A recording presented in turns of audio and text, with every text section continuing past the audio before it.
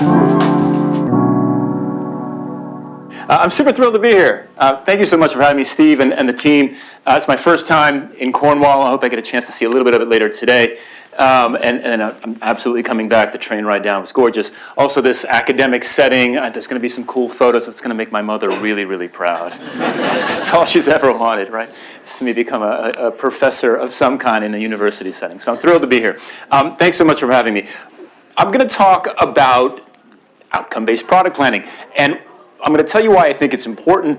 I'm going to show you a very practical and tactical template for doing so. And then we're going to talk about why we should work this way and the impact that this has on the teams that we work with.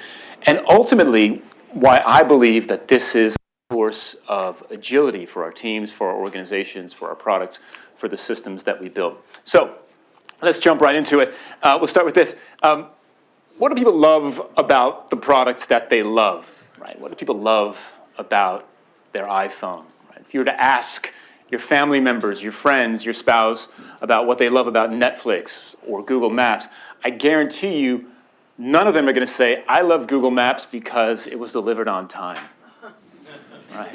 I love my iPhone because it's shipped on budget, right? That's not how our customers, the people who consume the things that we make, it's not how they think about the products that we make for them. It's not how they measure success. In fact, they measure success fundamentally differently, right? They love products that solve problems for them. They love products that meet a need for them or entertain them or delight them. This is how they measure success. And yet we, the overwhelming majority of we, certainly in my experience, we measure success primarily with it was shipped on time, it was shipped on budget, it worked as designed, right? But that is not how the people who use our products and services measure success. And maybe it's time that we start to reconsider how we measure success in the face of that. Maybe we start thinking about planning our work and delivering our work and then measuring the impact of that work in the same way that our customers do.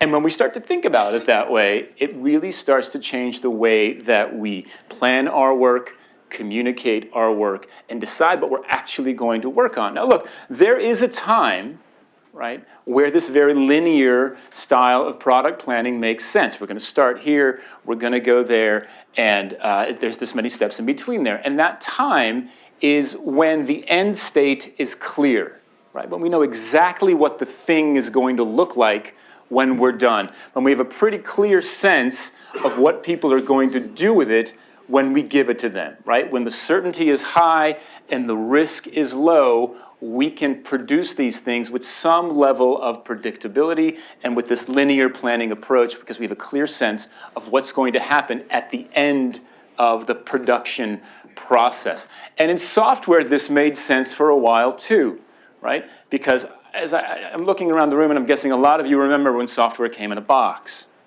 right? That's when I started my career, software came in a box. In fact, I worked at America Online in the United States, and we would work for 6 months or 9 months, and then we would stop working, right? The software was done at a certain point because we had to print 15 million copies of it and put it in boxes and mail it to you here in the UK.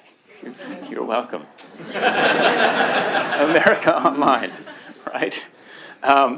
But that was the reality of the work. At some point, we stopped working on the thing because we had to produce the thing. There was an end to the software. And in that world, in that world where the work that we did ended, this concept of a linear roadmap, it works really well, right? We have a clear sense of where we're headed, what it's going to look like and what it's going to do when it's done, and then we're going to print 15 million copies of it and ship it, right? And the roadmap makes sense. We're here, we're trying to get over here, there's X number of steps between them, and we're going to take this much time to get through there with some level of predictability. And that worked relatively well, more or less, in a static software world. But as you all know, I'm not telling you anything that you don't know at this point, the nature of software is fundamentally different today than certainly it was when I was working at America Online in 1999, right? The nature of software today is that it is continuous.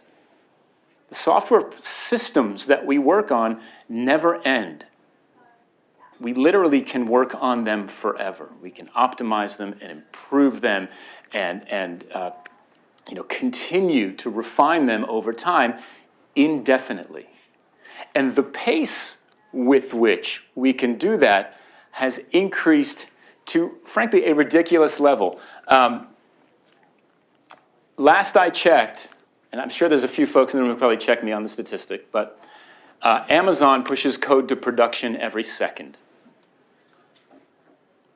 Right? That means that some Amazon customer somewhere in the world experiences a change to the system every second. It's crazy, right?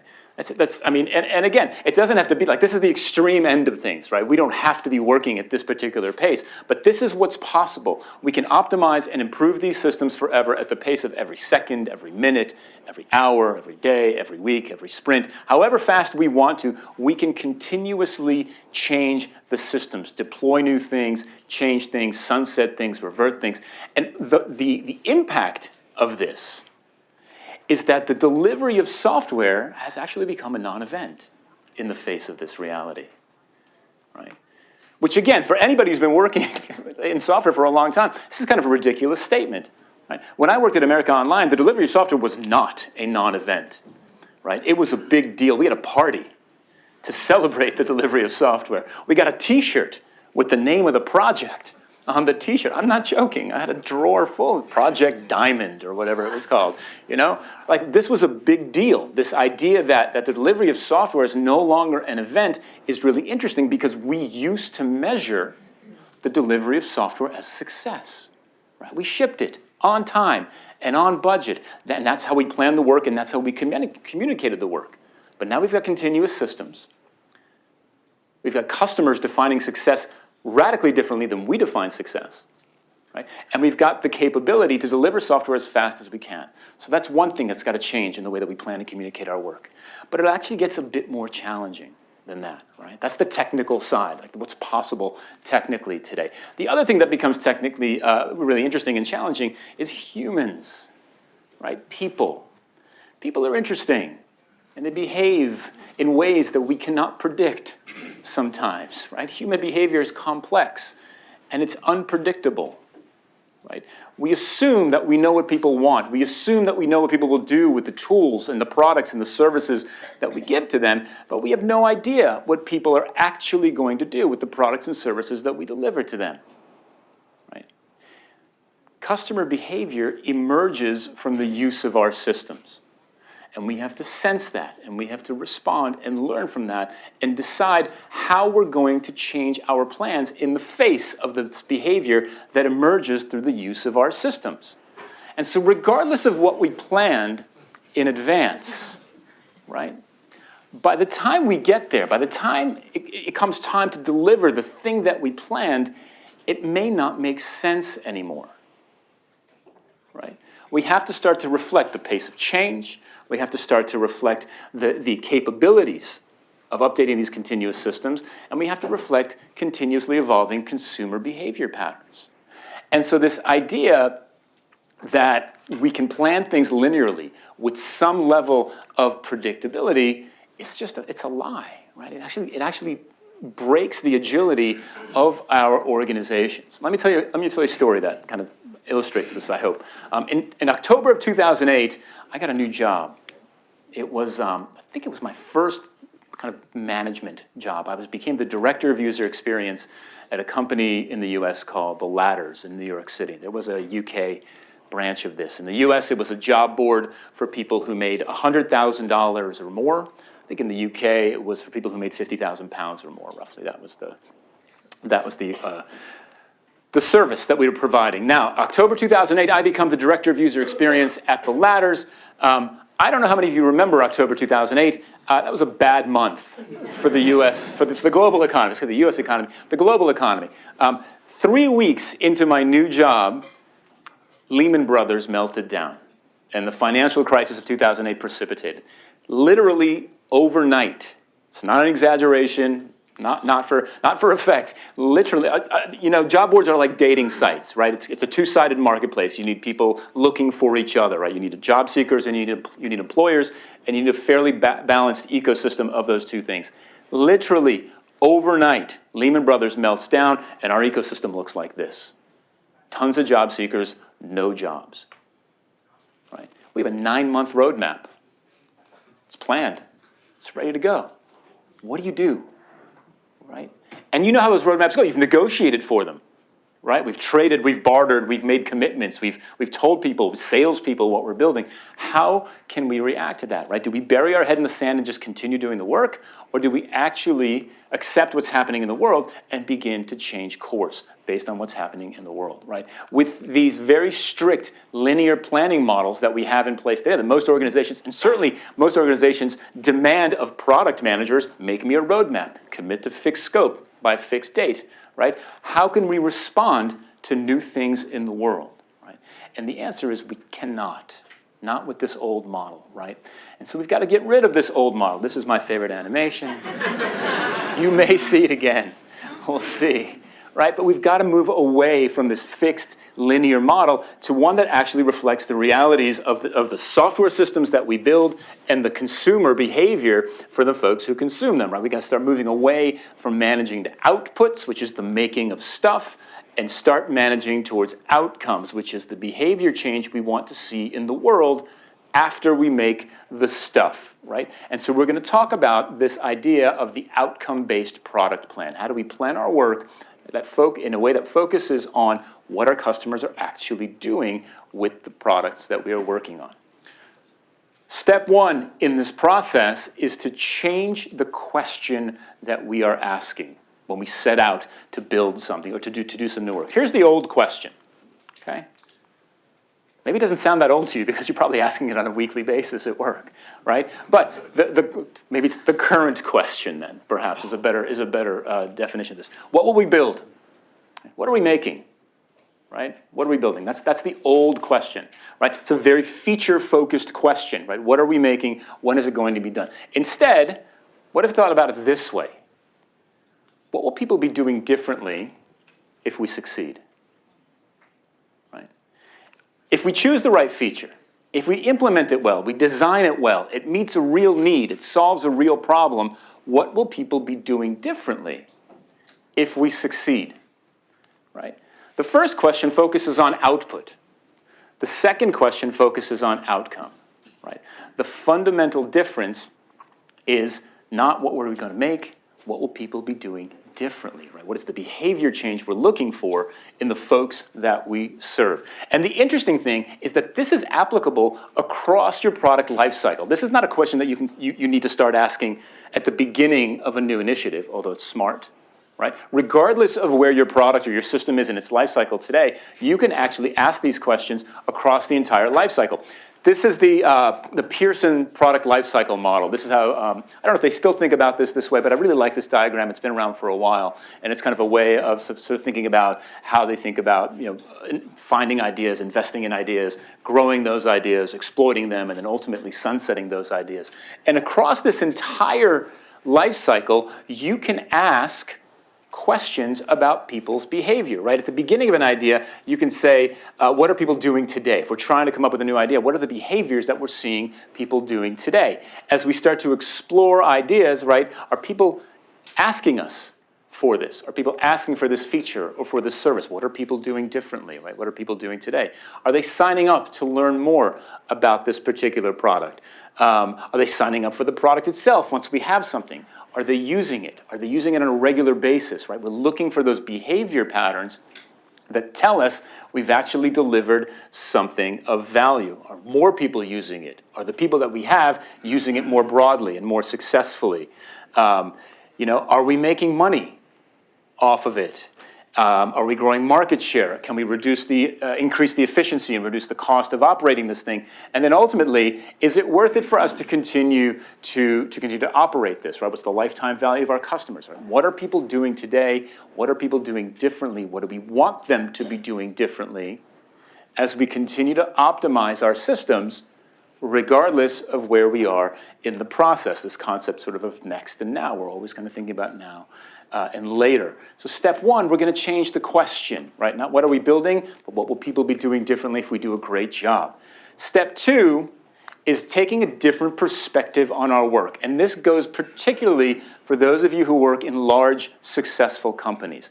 There is a sense that when we work with large, successful companies, that we know exactly what our audience wants, what's our target audience wants, right? We know exactly what to build. We're big and we're successful. We know what their needs are. We're just going to push this stuff out there and they're going to love it, right? This very inside-out perspective. But again, the pace of change, the unpredictability of the world, geopolitical shifts, pandemics, evolving consumer consumption patterns, behavior emerging from the use of the systems makes this a very arrogant way to think about it, this inside-out view of product development. We know what's best and you will love it, right? Instead, if we take an outside-in perspective and go and actually understand what our customers are doing today, what's getting in their way, what are they trying to do? Right? How might we make that better for them? We start to build that empathy into our product development process, and we can better answer that question. Number one, what will people be doing differently if we succeed? The third step in this process is to change the destination, right? We've talked about this a little bit, right? So many of our organizations and so many of our executives and our leaders and our sponsors and our clients and our stakeholders, right? They're focusing on the thing, on the feature, on the outcome. Make me the traffic light, right? Make the traffic light. When in reality, what we're actually trying to do is just get people across an intersection safely, right? A traffic light may help in certain situations. Certainly in certain cultures, it will help. But there are situations and contexts and cultures where traffic light is not going to help people get across an intersection safely. What will people be doing differently is, right, they'll be navigating an intersection more successfully. And this is the fundamental difference. Output is the stuff that we make. Outcome is the behavior that we're looking for in the world, right? The actual thing we're trying to get people to do. And so as we think about planning our work, right, we need to stop thinking about these roadmaps as these very fixed linear contracts that we're making with the people who sponsor our work, and more as these kind of marketing documents, right? I really like this quote from Tammy Rice, where a roadmap it's a marketing tool for your plans. And if you think about it that way, we can start to think about, well, what is it that we're actually selling? Right? Are we actually selling the features, or are we selling the behavior changes, the benefits at the end of this? And so I want to show you a template for what I believe is a good starting point for an outcome-based product plan. And I'm going to walk you through all the components of that template, and then we'll talk about how to actually fill the thing out, and we'll talk about the benefits of it. So this is a high-level and relatively generic template for an outcome-based product plan. Okay? Now I'm going to walk through each part of this, and we'll talk about each part independently. Okay? So we'll start at the top. At the top, we've got our high-level strategic theme or our objective. Now, you can have multiple of these, especially if you work in a large organization, but we're going to set a different team on the path towards achieving each one of these strategic goals or each one of these objectives. On a quarterly basis, we are going to commit to specific key results or outcomes. Now, I'm using a couple of terms there. Quarterly. I'm using quarters because they're common and they're shorter than a year, right, which reduces the cycle time. Right? If a quarter doesn't make sense in your world, that's fine. Make it shorter, make it longer, right? Some industries, quarters don't make sense, but quarters just sort of being the default delineation of time in most organizations. And then I'm using the term key results, right? Key results are the behavior changes that we're looking for, the outcomes that we're looking for on a quarterly basis. We are going to commit to those behavior changes on a quarterly basis, right? Q1, we'd like to see some acquisition of customers. In Q2 and 3, maybe we're looking for activation, maybe some revenue, right? In Q4, we're looking for growth or scale or whatever along those lines. Those are the commitments that we're going to make across the board.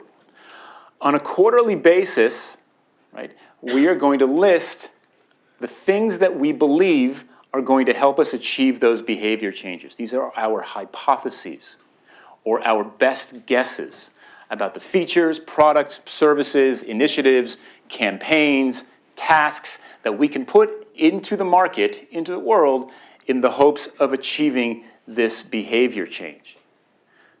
Okay, now this is where it gets interesting, right? In the short term, you can see relatively clearly into the next quarter and maybe the quarter after that, right? So in Q1, in this model, right, we have a good sense. Here are the 7, 8 different ideas that we have. We're definitely going to start to work down this particular backlog of hypotheses and figure out which ones of these are going to drive the behavior change that we've committed to in this quarter. And we've got some decent ideas for Q2. But as we start to look further out in time, to Q3 and to Q4, the level of risk rises, the level of uncertainty rises, and so our level of confidence decreases, right?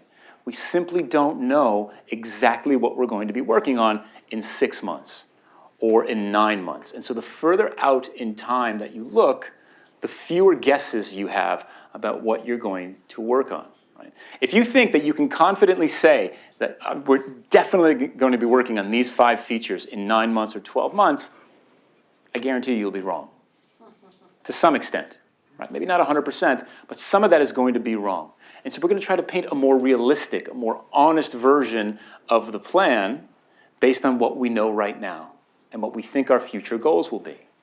Now, the way that we mitigate this risk is that we meet regularly. In this case, again, quarterly basis, if that makes sense for you, right? If quarters make sense, we meet on a quarterly basis with our clients, with our stakeholders, with our executives, and we talk about, hey, listen, in Q1, our goal was to increase acquisition by 25%. How are we doing? Well, we've increased acquisition by 17%. We've shipped these 3 things, right? We killed this idea. We pivoted on this one other thing, right? Does it still make sense for us to pursue the goal into Q2? Here's what we plan on doing, right? We can have a just-in-time conversation, an evidence-based conversation about what we should do next, what the plan should be moving forward. And so what we're doing is we're taking this kind of real-time, roughly 2-quarter planning window and moving it forward in time, 1 quarter at a time, based on the evidence that we're collecting along the way. And we're using that evidence to justify further plans. Or we're using that evidence to justify course correction. And correcting course based on evidence is agile. Right? That's agility. Right? Changing plans based on what you're learning along the way, that's the definition of being agile, right? Lowercase a in this particular case. I have a metaphor that I've come up with over the last couple of years to illustrate this idea kind of one last time. And I've worked very, very hard on this next animation on the slide, so I hope you'll appreciate the effort I've put into it. I suspect that many of you, especially those of you who live in the UK, are familiar with walking through a fog, right? So this is the metaphor that I have, and I've animated a fog into the slide, and it comes in very, very slowly like a fog typically does. And so as I start talking about it, you'll see it start to fade in there. That's my fog animation. It's a lot of work. Thank you. Thank you. Crazy Keynote skills. Look, if you've ever walked through a fog, right, you can't see 20 steps ahead of you, right? I can see 5 steps ahead of me. So I'm not going to go running full speed 20 steps, right? Because I'm going to run right into this wall right here, right? So what I'm going to do is I'm going to take 5 steps forward, right? And once you take 5 steps into a fog, the next 5 steps are revealed.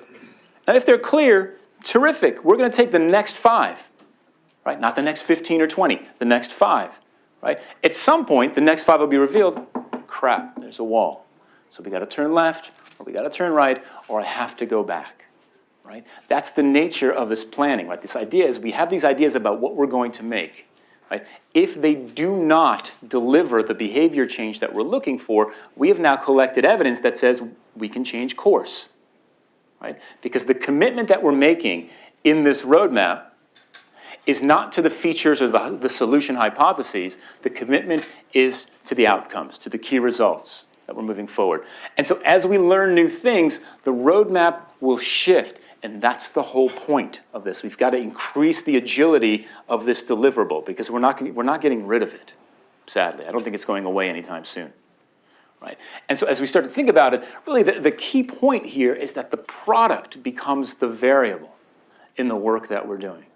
And I think that's, like, for me, that was a big realization, because certainly in my career, when I've worked in-house, I've had very demanding stakeholders and executives and leaders and that type of thing. The product was never the variable. There was never any question about whether or not we were going to ship it, right? It was going to be red, it was going to be blue, it had 3 buttons or 2 buttons or whatever, right? Those were the kind of the minor tweaks, but there was never any question about whether or not we were actually going to build the thing. Today, we have the capability to learn as fast as we want. Right? Every second we can put something into the world and get a sense of how it impacts customer behavior, right? And so if the thing that we're putting out there, the product, doesn't change behavior in the way that we're looking for, then the product changes. So and maybe it doesn't even get shipped at all, right? The product becomes the variable in all of this. So let's talk about how to build this outcome-based product plan a little bit. First and foremost, you've got to have a problem to solve, right? I think a lot of organizations were like, I just go build stuff, right? Why are we building it, right? Let's start with an actual clear problem to solve, and then go from there. So I've created one, a hypothetical one here for you, and I'm going to read it. It's just easier for me to read it over here.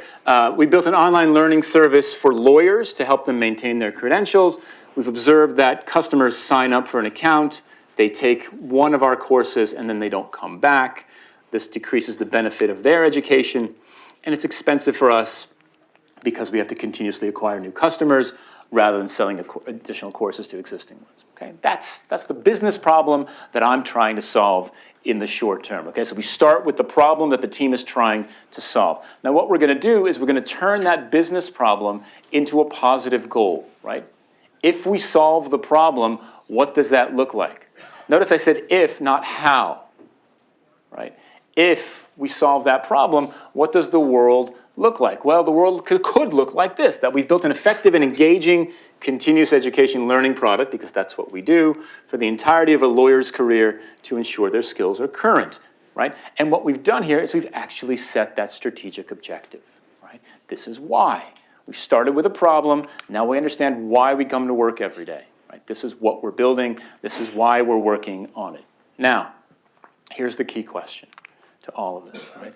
If you solve the problem and we achieve that objective, what will people be doing differently? Again, missing from this conversation is how. We are not going to get into that conversation yet. We're going to set goals first, right? If we solve the problem, well, each user will take at least 3 courses each year. Right? That's a 300% increase from where we are today.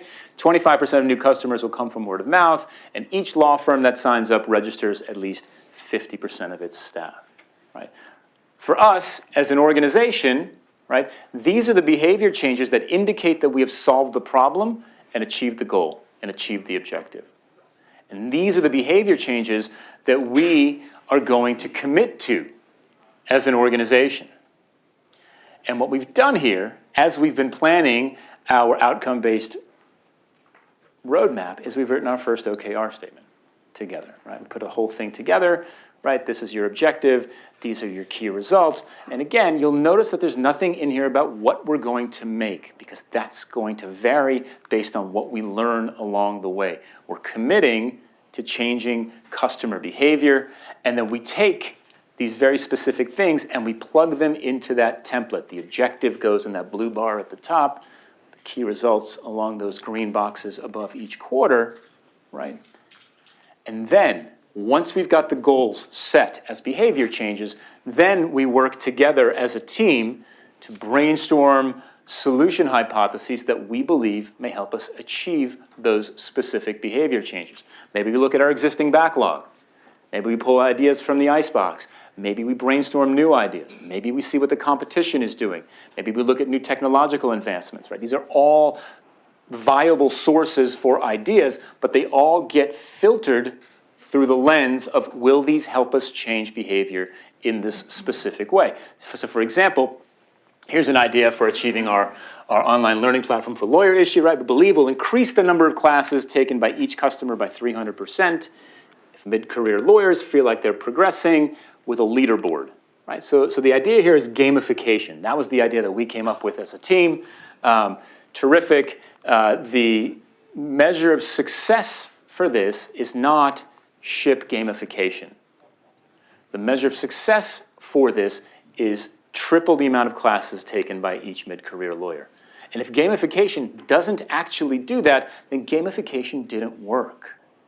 And we have to try something else, right? Because our goal, our commitment, is to tripling the amount of classes that people actually take. And then we plug those hypotheses into our roadmap in a way that we believe sequences them in the most likely way for us to achieve our goals.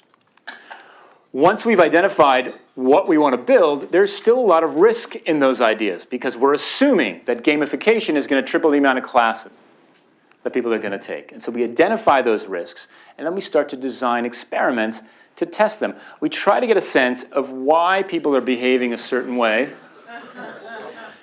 and how they might behave differently in the future, or how we might persuade them to behave differently in the future.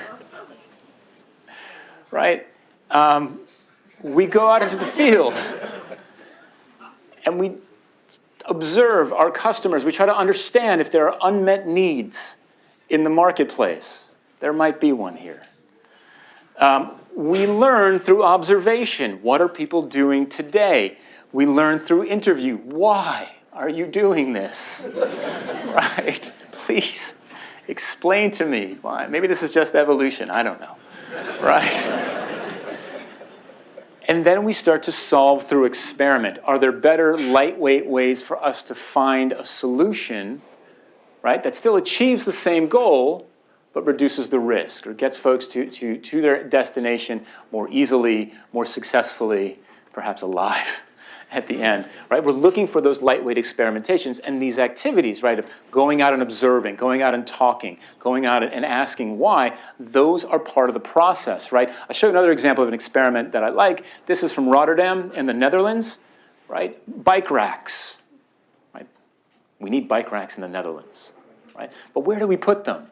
Right? They're permanent. It's concrete and steel, right? We need to understand where people actually need them. Now, we could just pour the concrete and put the steel in the ground and hope that people lock their bikes up, but that's expensive and that's risky. If nobody locks their bikes there, right, then we wasted our effort. We built something nobody wanted, right? So they take a mobile bike rack that's the size of one parking spot and they move it around the city. And they measure behavior change. How many people lock their bikes here on a regular basis? And if it hits a certain threshold, they make this permanent. And if it doesn't, they move it somewhere else in the city. Right? We design experiments to test our ideas. And if the behavior change happens, terrific. We make it permanent, right? We optimize, we improve, we invest, we double down, we make it scalable, high performance, secure, etc. But to get there, to get this information, right, we are explicitly demanding that our teams, that you and the people that you work with on a regular basis do product discovery work. All those activities that I just talked about, research, interviewing, observation, experimentation, prototypes, right? All that stuff, that is product discovery.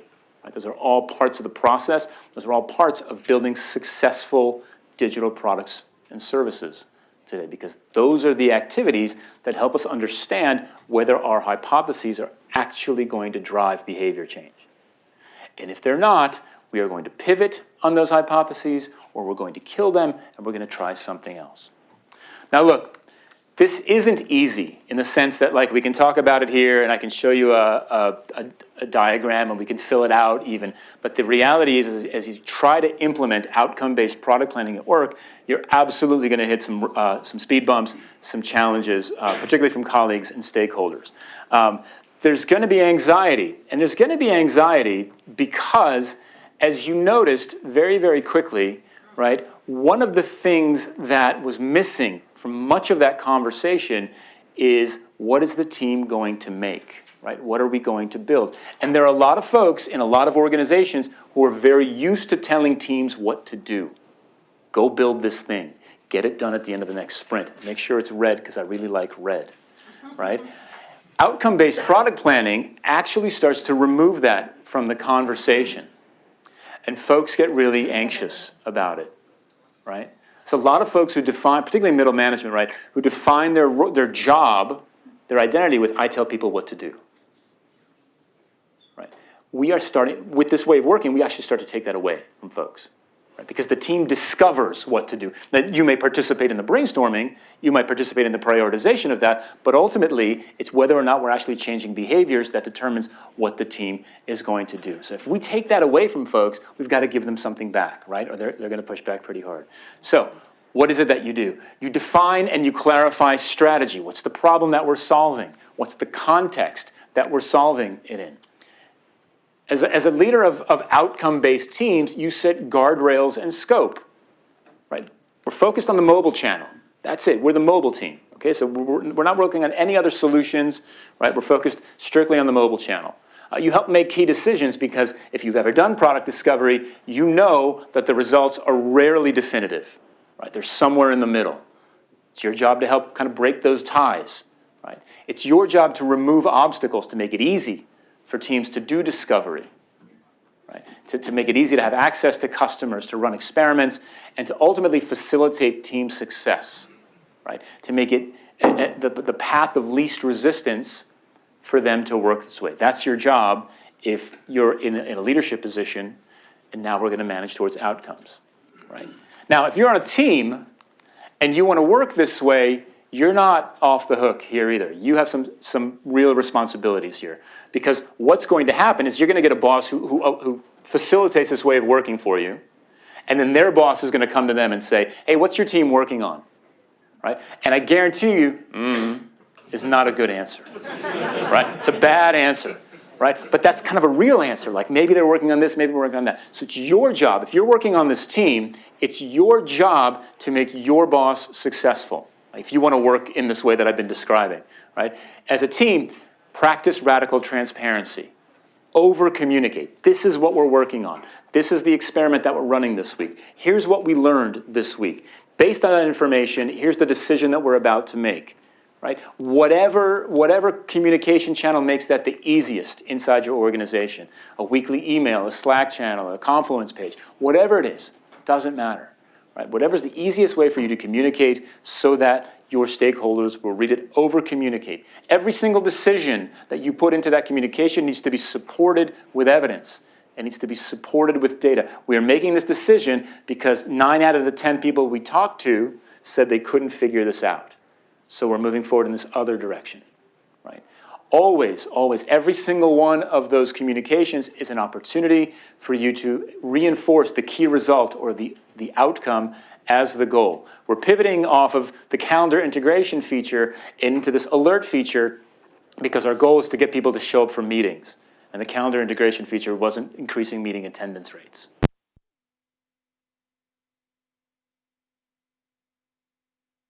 And after and how we're moving forward. One more sort of obstacle or sort of departmental challenge you'll run into is sales. Sales loves to know what you're building and when it will be ready and when they can sell it so they can tell their customers about it. How can I sell it if I don't know what's coming? It's a fair question. And so what we want to do is we want to start to shift the conversation away from the feature and towards the benefit.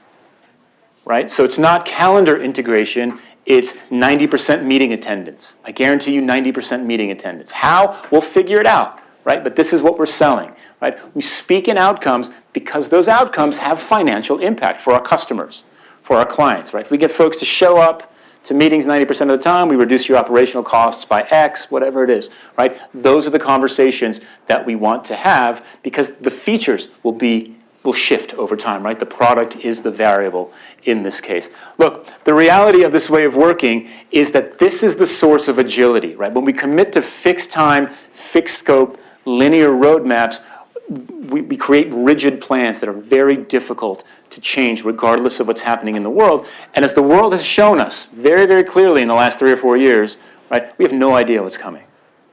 Right? And so outcome-based product planning is the source of agility. It's objective because we're using evidence to make decisions, not just the highest paid person's opinion. It helps us actually start telling the truth to ourselves and to our bosses, which I think is very, very important. And then finally, I think that outcome-based product planning ensures that we're always meeting the needs of the customers that we're serving. And so with that, I want to say thanks for listening, and I appreciate your time.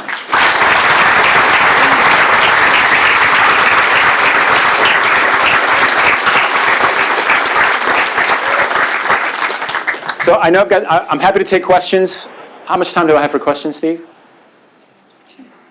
You've got, let's say 20 minutes, but the last 5 minutes is going to be me telling people off, so I think we'll say 15 minutes of questions, if you have them. Any questions?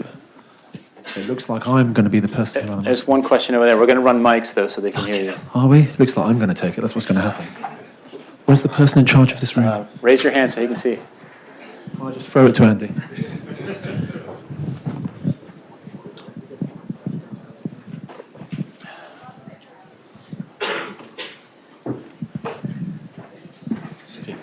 Thanks, Jeff. I really love that. Thanks. One of the challenges that I guess I've faced is that if, in order to work that way, you need trust of maybe some of your sort of senior stakeholders. Yeah. And they want to have some idea that you understand what you might be working on, maybe in 9 months, 12 months. But you know the reality is that, well, we've got some idea for the next 3 months, probably a little bit less an idea in 6 months. After that fog's coming in and you really don't know. Yeah. But you have to like build that trust that somebody's happy to let you do that. Yeah. How do you get to that point of sort of building that trust? It just got really loud down here all of a sudden. Can I close that, please?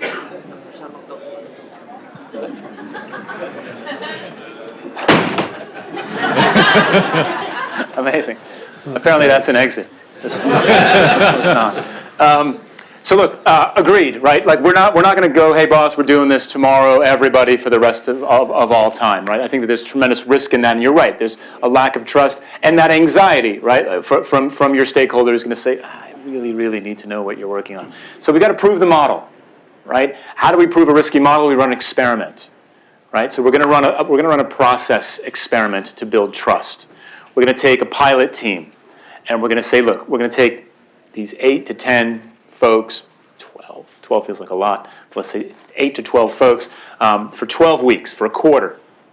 And we're going to give them an outcome to achieve. Their goal is to achieve a certain outcome. We're going to make sure that they know how to do product discovery. We're going to make sure they feel comfortable actually doing it. And we're going to leave them alone for 12 weeks. And we're going to see how it goes. Right? We set certain constraints, success criteria for it. And we're going to make them very visible, by the way. We're not going to stick them in a conference room somewhere or bury them. We're going to put them right front and center where everybody can see them. They're going to communicate clearly about what's happening. And the idea here is to practice this in a safe-to-fail way and see how it goes. Because inevitably what that team is going to do, they're going to bump up against sort of the limitations of the organization, what the organization is willing to accept and not willing to accept, right? How often can they talk to customers? Maybe never, right? We're going to have to figure out how to solve for that. How frequently can they deploy an experiment, right? It's going to be hard. They're going to figure out kind of where those boundaries are, and then they're going to learn. They're going to evolve. And at the end of that cycle, we can use that learning to say, well, have they been more effective, productive, efficient? Are they happier? Are they building better products? All of those things. And if it works in that confined experimental space, we can take that evidence and then scale to 2 teams. And then from 2 to 5 and 5 to 10 and 10 to 25 and so forth. And so I think that's how you build the trust, like you collect evidence to justify the process change. I will say this, I'll say that if you're going to do this, if you're going to build that pilot team experiment, fill that team with the people most likely to succeed. It's not cheating. It feels like cheating, right? It's not, right? Like if those folks can't do it, no one in the organization is going to be able to do it, right? So fill it with the best team. And again, I'll just say it again, it's really important to make sure that that team is highly visible, because the worst possible outcome of this experiment, worse than failure, is that they're successful, but no one knows how. right? So then they kind of emerge from their conference room and they're like, ta-da, we're awesome now, right? And nobody believes it. I've seen it happen firsthand. In fact, there was a guy, an old client of mine years ago, who did this. He begged and begged and begged, and he got his bosses to fund people flying in from all over the US, and they got together. It was a week. It wasn't 12 weeks, but still, it was like a week, cross-functional, everybody together on the same thing, and they stuck themselves in a conference room for the entire week, and then at the end of that week, they emerged with something that looked pretty good, right? And nobody bought it, and nobody believed in it. And in fact, when his review came up, when he came up for review, he actually got dinged for lack of collaboration, right? Which is super interesting. So that's the other sort of thing here is make sure this is highly visible and everybody sees what's happening, because it's really valuable, right? So if we're on the pilot team and we're working towards something, we're 4 weeks in, and then we discover that it's the wrong thing to be working on, and we decide to kill it. Everybody should be able to see that we've made that decision. Nobody got fired, nobody got yelled at, and we can move on to something else. So I think you de-risk it with experiments. That's the answer, and then build trust that way. Brilliant, thanks, that's great. Yeah, I see a hand. Oh, right there, and then we'll go over there. Sorry, I stole it. I love how everyone's problem is always management, because in my case, I'm in a team where there's very much one product owner who knows everything and everyone, and the developers are very much kind of like, we don't really care about the bigger picture, like just give us work. Yeah. And so, and it sounds very much like a full team effort, this. Do you have any suggestions for how you might get a team involved if there's not necessarily the innate sort of interest? No, I've been there, right? Like I just want to write code. I don't want to talk to customers. I don't want to do anything. I'll tell you a story. How about that? Okay, I could answer it with generic stuff, but I'll tell you a story instead. So a few years ago, I went to teach a week-long product discovery workshop with Victoria's Secret. Everyone's like, ooh, like the model, like the supermodels are working on the tech team. Not that they couldn't, right? But they don't, right? Not that they aren't beautiful people on the tech team either, right? Anyway, I'm digging myself into a hole. Victoria's Secret. It's in Ohio, of all places. Okay, it is. Yeah, their dev shop is in Ohio. So I'm in Ohio, and we're teaching a 5-day. Product discovery workshop. Basically, 75 people, cross-functional product design, engineering. Everybody's in there. I've made the expectations super clear up front, what we're planning on doing, and I was very clear. Mondays is in-house work. Tuesday morning, wear comfortable shoes. We're going out to talk to customers. So it's B2C retail. It should be no problem to find customers kind of anywhere in Ohio. Cool. It's a week before I get there. Don't forget, Tuesday morning, we're going out to talk to customers. I show up, Monday goes great. I show up Tuesday morning, and the guy who's sponsoring the event, the VP of whatever, right, the guy who's signing the check, most importantly, right, he pulls me aside. He goes, Jeff, we have a problem. He goes, I've got a handful of engineers who are threatening to quit if they have to go talk to customers. And I said, well, they're going to quit the workshop. I was like, that's whatever. I mean, like, let me talk to them. He goes, no, you don't understand. They're threatening to quit their jobs if we make them go to talk to customers today, right? I thought that was fascinating, right? And I really didn't know what to do about it. And so, so we kind of talked to them a little bit and tried to understand. And look, in this particular instance, right? Think about sort of the person you imagine to be sort of the standard persona for buying at Victoria's Secret. They were terrified of talking to this particular persona, right? And they didn't want. They just were terrified of actually going out and having to stop a stranger on the street to talk to them, because that was going to be the assignment. And so what we did in the end, long story short, is we sent them out. They didn't quit, right? We sent them out as note takers with somebody else, like a product manager or a designer, or somebody who was more comfortable approaching people and asking questions. So they participated in the process. They didn't have to say a word, but they heard everything firsthand, and they sat there and took notes, Right? And so the point of the story is that you're going to have folks who don't want to do this. So let's figure out ways that are comfortable for them to do this in short bursts, right? We don't want to take them away from writing code forever. Let's get them into that process. Let's figure out ways to involve them in the process. One organization I worked at, we would broadcast, and if anybody came in for an interview, we would broadcast it internally, right? Anybody could sit at their desk and pop up a screen and watch the interview and watch that happen in those particular cases. So so finding easy ways that hopefully show the value of the process to these folks so that they begin to get more comfortable and realize that this is worth doing and worth spending their time on. That's the hope. I think that's one part of the conversation.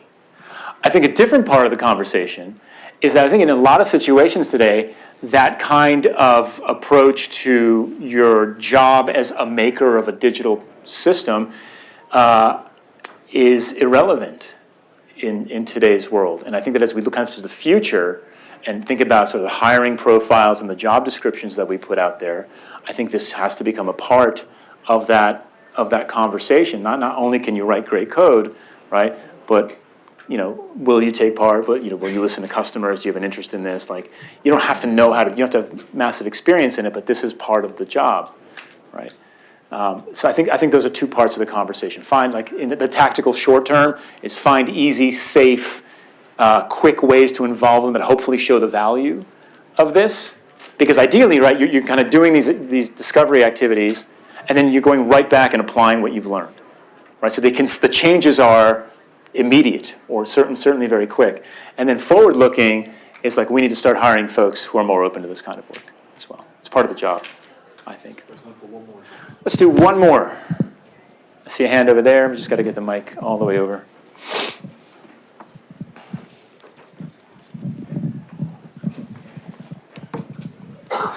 Thanks, Jeff. Yeah. You mentioned about over-communicating to the bosses, what exactly the team is doing.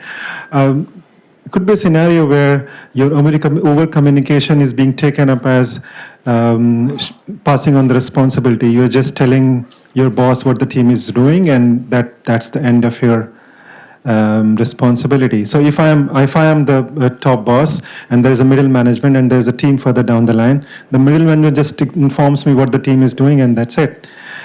That is what I am taking their over-communication as. Oh, okay. And the question? So the question is, how do you still over-communicate and not make the people think that you are just passing on the responsibility? And I think it is. I think as whoever's leading the team, right? I think it is your responsibility to let everybody know what you're doing, particularly as you start out in this process. I think it's just saying, look, I just want you to be super informed about the progress that we're making, what we're learning, and the decisions that we are about to take. And so it's kind of like, speak now or we're moving forward. Like, if we don't hear from you, we're continuing with this, right? In my mental model, that person that you're communicating with has several teams, right, that they're in charge of. And so you're essentially taking some of that cognitive load off of their shoulders, and you're saying, look, here's what we're doing. You don't even have to respond. Right? If you're okay with this, we're going to keep moving forward. So you're not really passing on the responsibility. I think what I hope you're doing is alleviating some of the anxiety for that middle manager who's got to manage multiple teams and isn't really clear on what everybody's doing. You're being super clear. Great, I have 5 teams. I don't have to worry about Jeff's team for now. That's what I hope happens, right? But if you find something else is taking place, then we've got to adjust the process. Right? Thank you. All right. Folks, thanks so much for having me.